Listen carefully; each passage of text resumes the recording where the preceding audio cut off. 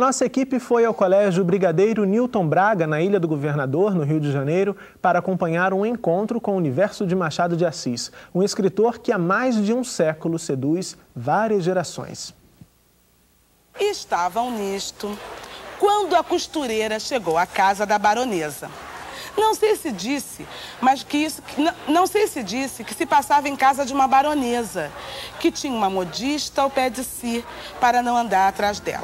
Leitores do século XXI descobrem a obra de um escritor nascido no século XIX, Machado de Assis, autor de clássicos da literatura brasileira. Num de seus contos, temas como inveja, ciúmes e ambição aparecem numa simples disputa entre uma agulha e uma linha. Eles acabam percebendo que, apesar desse autor ter vivido em outra época, eles leem um livro de Machado de Assis e que continua sendo contemporâneo.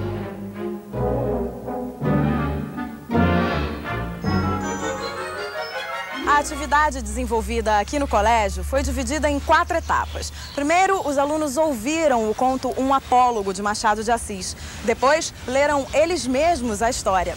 E ainda assistiram ao vídeo Mestres da Literatura, da TV Escola, e fizeram uma produção de texto. Elaine, eu queria saber qual a importância de você levar o conto para dentro da escola.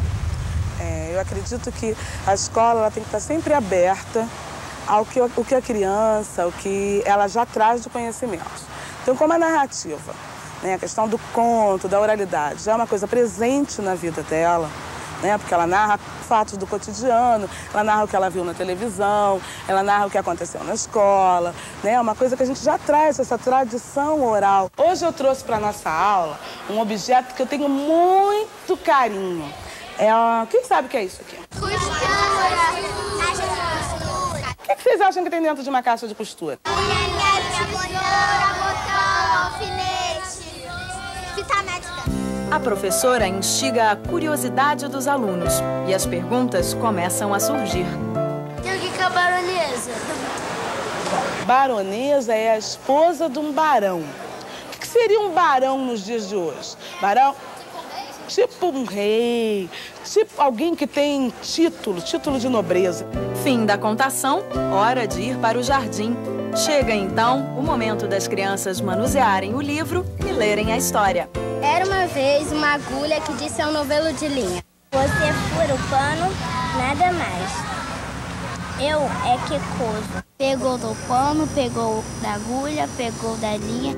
E quem pensa que parou por aí está enganado. Pouco depois, os olhares já estão atentos para assistir ao vídeo Mestres da Literatura e saber ainda mais sobre o autor e sua obra. Bruxo do Cosme Velho. Homem subterrâneo. Um mestre na periferia do capitalismo. São muitos os modos de se referir a Machado de Assis. Hora da produção de texto. Para encerrar a atividade, os alunos escreveram suas impressões sobre o universo de Machado de Assis. Você mais gostou dessa atividade que a professora Elaine fez? Achei muito legal. Por quê? Porque a gente sabe, assim, da vida de Machado de Assis, aprende também. Eu acho muito legal. A mãe dele era lavadora, ela lavava roupa. O pai dele ele pintava a parede, ele era pobre. O nome dele era Joaquim Machado de Assis. Ele tinha uma vida simples, que ele era pobre, humilde, nasceu no Morro da Providência. E é por meio de atividades como essa que a escola cumpre um de seus mais importantes objetivos: formar leitores.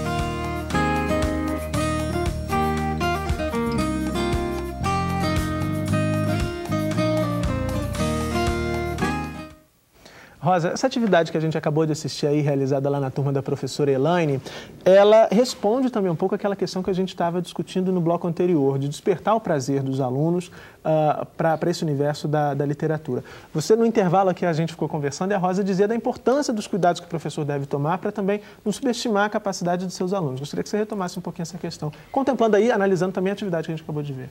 A gente tem um exemplo disso, respondendo a nossa professora, né? Cabe ao professor ter o bom senso de ver até que ponto o aluno dele consegue assimilar aquele texto um pouco mais denso, mas bem apresentado não é juízo de valor, enfim, apresentado adequadamente para a faixa etária com a qual ele está trabalhando, e também fazer com que esse texto chegue de uma forma mais agradável, né, para ele, porque uma vez que tem a segunda leitura, porque eu tenho aqui 2 leituras, a ilustração, que corre paralela, e tenho o texto em si, né? Então, ele tem que ter esse bom senso de poder avaliar, ter um juízo de valor e uma sensibilidade para perceber se é oportuno, se é adequado o seu aluno, independente da série. Certo? A gente não pode rotular, isso é até essa idade, isso é pertinente, não. Você pode ter um leitor iniciante, um leitor em fase de desenvolvimento e um leitor um pouco mais experiente. Cabe a ela perceber que tipo de leitor ela tem na sala de aula. E, a partir daí, adaptar, né, aquele conto àquele grupo, nesse sentido, né, de escolher aquele que é mais pertinente. E eu acho que ela pode resolver isso de uma forma tranquila, e nós aqui não teríamos nunca condições de responder e avaliar qual deles ela deveria escolher. É a própria trajetória mesmo dela de professora é que vai poder sentir isso melhor, né?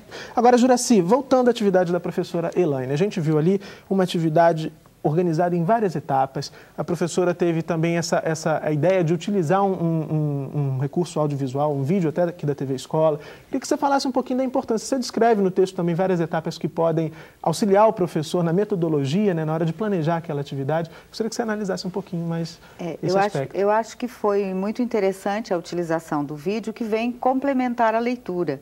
Nesse sentido, a professora Elaine, ela conseguiu ampliar o interesse pelo próprio apólogo que havia sido lido. Também ela propõe depois outras atividades que são decorrentes da própria leitura, de modo que o processo de leitura se estende na medida em que os alunos passaram a se manifestar, fazendo uma correlação entre o texto que leram e a sua experiência de mundo. Então, nesse sentido, se torna muito enriquecedor. Certo, temos um e-mail aqui que nós acabamos de receber, Ana Raquel, da TV Escola de Anápolis, a Isaura Maria França. Obrigado, Isaura, pela participação aqui no Salto para o Futuro. Ela quer saber como levar o jovem a ter gosto pela leitura e ser um leitor ativo na atual sociedade onde a tecnologia tira, segundo aí a Isaura, tira o desejo de adquirir o conhecimento através da leitura. Bom, eu penso que, em primeiro lugar, o professor precisa passar para o aluno que ele lê, que ele é um leitor, né? A experiência que o menino tem em casa, muitas vezes, por falta de dinheiro, os pais não têm livro em casa. Mas, quando é possível, se ele vê os pais lendo, se ele vê as pessoas que ele convive lendo, isso já naturalmente é um convite. Para dar um exemplo, né? Eu, quando quando eu estava aprendendo a ler, quando eu fiquei apaixonado por livro, naquele tempo, eu sou tão pouco nova que naquele tempo, a gente tinha era enciclopédia para ler, não tinha livro infantil. Eu lembro perfeitamente que eu li a Coleção do Mundo da Criança, que era uma enciclopédia que tinha em toda casa naquela época, todinha, menos os que falavam de ciências exatas. Tinha uma coleção de Malba Tahan, que eram uns livros sem ilustração nenhuma, pesados, que eu li, sei lá, eu era pequena ali, menos O Homem que Calculava, que eu não gostava de nada que tivesse coisas muito exatas. Mas assim, por que eu ficava lendo aquelas coisas assim? Eu não imagino uma criança hoje de 10 anos lendo aqueles livros dessa grossura sem ilustração nenhuma. Não estou querendo só puxar a brasa para a sardinha dos ilustradores. Você está apontando assim, uma necessidade de se adequar à realidade desses leitores atuais. Mas eu acho que principalmente se eles convivem com gente que toda hora está lendo, que seja jornal, que seja livro, e assim, o professor muitas vezes não passa amor pelo livro, porque ele nem percebe que ele não está passando. Então acho que aí é um ponto de partida muito interessante. E depois essa coisa da adequação, de descobrir o que os alunos estão querendo, qual que é o interesse. Se é Copa do Mundo, vamos procurar livros sobre futebol, né? E essas coisas que as pessoas fazem.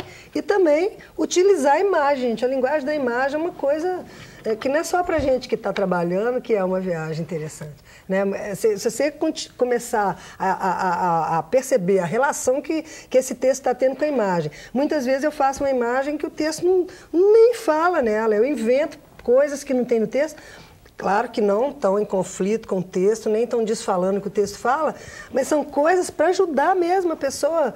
É igual você empurrar uma sinasa delta para ele. Aquelas imagens também precisam ser lidas, na verdade. Então, a leitura da imagem, o adulto precisa aprender a ler a imagem, porque a criança já sabe. Né? A criança já está acostumada com esse mundo da imagem. Okay. Só um minutinho, Juraci, que nós estamos com a Mariane, do Paraná, esperando para fazer a sua pergunta. Olá, Mariane, tudo bem? A pergunta foi feita pelo cursista Rafael Peterman. Algumas obras de José de Alencar foram transformadas em novelas na TV. Transpor esses textos para uma telenovela pode ser considerado um meio de incentivo à leitura das mesmas obras? Mariane e Rafael, obrigado pela participação aqui no Salto para o Futuro. Parece até que vocês combinaram com a Juraci e com a Rosa, que estavam doidas para falar aqui sobre a televisão, as adaptações para a TV e para o cinema desse tipo de narrativa. Então, Juraci, começando por você. Bem, antes de mais nada, essas adaptações, elas contribuem para motivar o aluno a ler. Então, elas, de alguma forma, incitam a curiosidade e sempre que têm sido passadas essas adaptações na TV, se tem, em contrapartida, uma grande procura pelos próprios textos. Então, esse aspecto mostra que são absolutamente positivas as adaptações no sentido de ajudarem a promover a leitura dos nossos grandes escritores.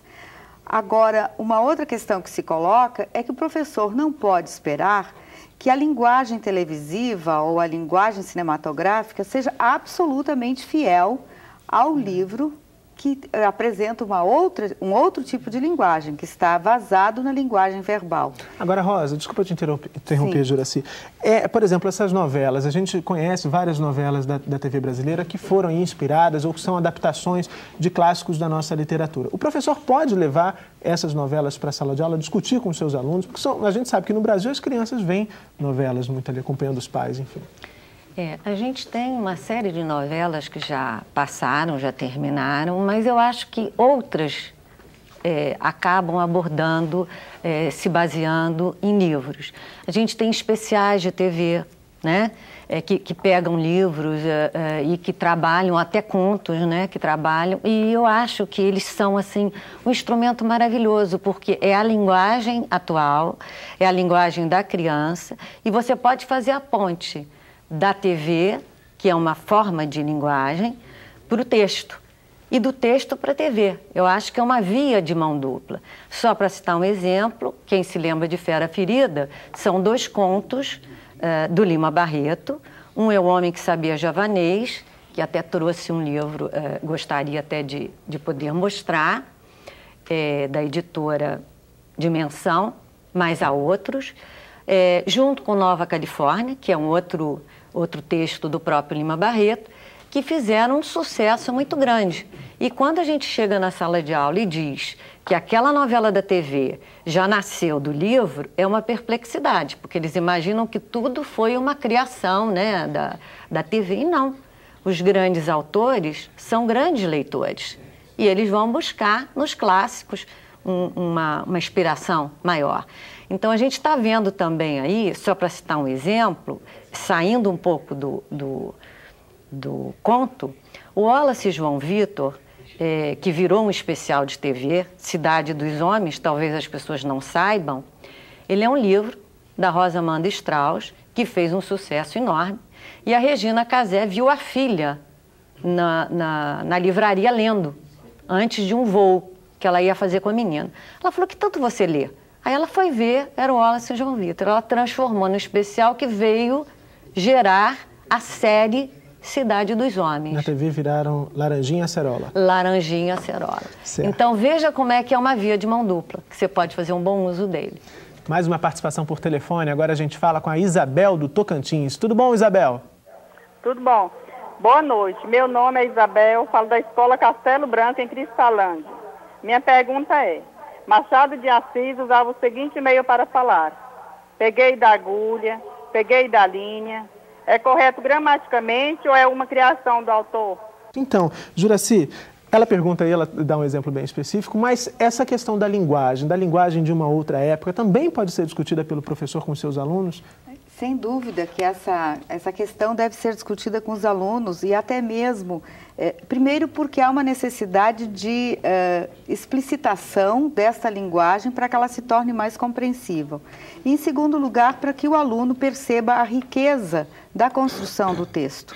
Quando Machado diz peguei da agulha, peguei da linha, evidentemente que ele está utilizando uma construção própria de seu tempo. Mas também, ao fazer essa seleção, ele está acentuando a natureza visual da ação, pegar, tomar. Então, aí está também uma das características do Machado. Eu diria que nesse mesmo apólogo, há uma passagem que é muito interessante, que pode ser ponto de partida para explorar a linguagem, quando a linha diz, mas você não tem cabeça, você não é alfinete, você não tem cabeça.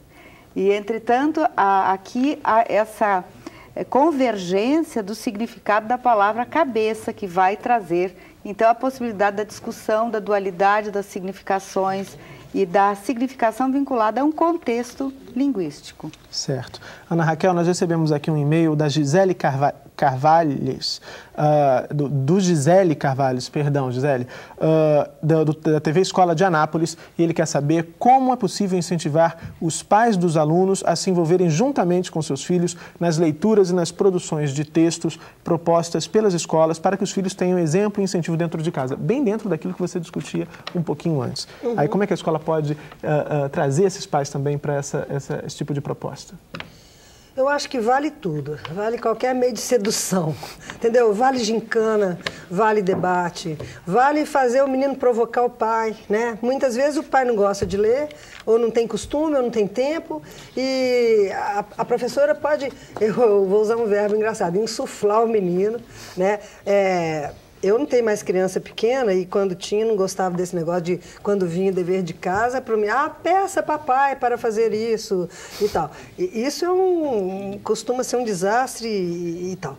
Mas assim, se for feito com criatividade, por exemplo, no apólogo, se ela está trabalhando no apólogo com a criança e a mãe da criança por acaso borda, ou então vamos fazer uma entrevista com sua mãe, com seu pai, com as pessoas, para saber como é que era no tempo, sabe? Pode envolver, pegar, no caso até do Rio de Janeiro seria fantástico, né? Porque o Machado trabalha muito em cima da cidade, dos costumes da cidade. Então, vai fazer uma pesquisa sobre se no tempo do seu avô, se ele morava aqui, se ele tem foto da rua dele antiga, como é que é hoje, como é que era. Então, assim, tem milhares de maneiras de envolver os pais. E eu acho que vale tudo, dependendo assim, do contexto, dependendo do tipo de pais, porque os professores às vezes costumam ter contato e já sabia que ele ali vai ser duro de roer, ele não vai querer. Aí ele inventa uma coisa para seduzir, que ele não vai poder negar para o filho, ou faz festa na escola, sei lá. Eu acho que vale tudo. Adultos também são seduzíveis por essas coisas. Está dado aí o recado. Vamos fazer agora uma pausa para o intervalo. Salto para o Futuro, volta já.